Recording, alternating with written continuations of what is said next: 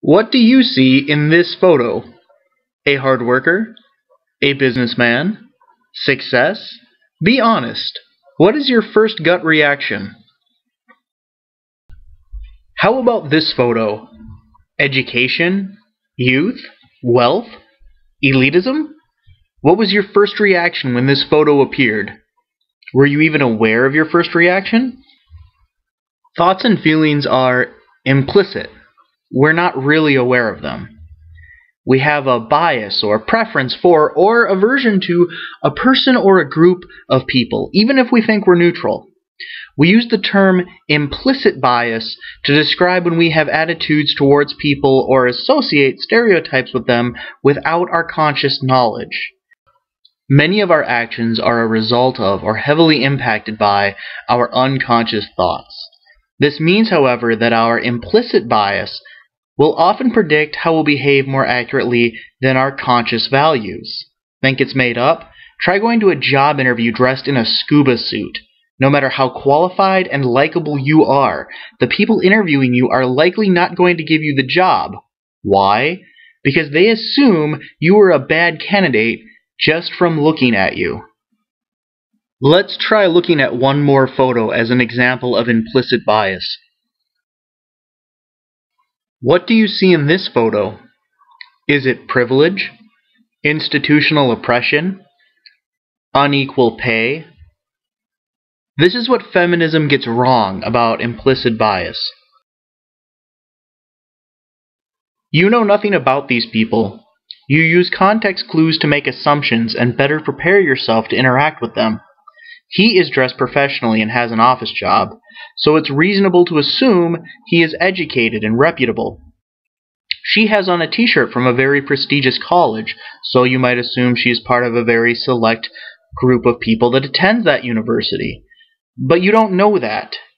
You are just going on what past examples have demonstrated in your experience and observation. Is it racist to come to these conclusions? You are making assumptions about someone based solely and entirely on appearance. But guess what? Everyone is doing that. Feminists make assumptions about people's status in society when they claim all women are victims of patriarchy. Feminists use implicit bias when they say all white men have privilege. Feminists ignore the implicit bias that exists in non-Western cultures towards Western cultures, or in the bias one minority group might have for another.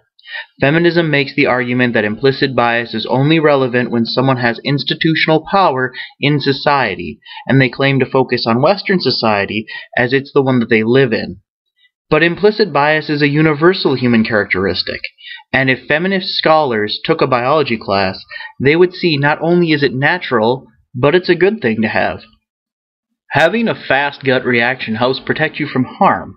You learn to connect similarities about things that will likely do you harm and apply these qualities to new things you encounter. Are you going to make a few wrong assumptions? Sure, just like many people assume the color of your skin affects the chances of you being homeless. There are virtually no homeless centers in rural areas, even though rural poverty is just as real and prevalent as urban poverty, where nearly all homeless shelters are. This means that even though large urban centers make up a disproportionate amount of minorities compared to the general population, there are as many minority groups at these shelters as white people. Yes, even when minority groups are overrepresented in an urban area, they still represent the same percentage of the homeless population as whites. Or to say it another way, your skin color in no way affects the odds of you becoming homeless or being in a homeless shelter. But when you see this dog, are you thinking, I really need to give this pup a chance before I make a foolish assumption? You are thinking based on his posture, this dog is unsafe to be around. A useful gut reaction to have. So an implicit bias is not a bad thing to have. What is bad is when you have an implicit need to give everyone an identity, and then worry you might misidentify them subconsciously.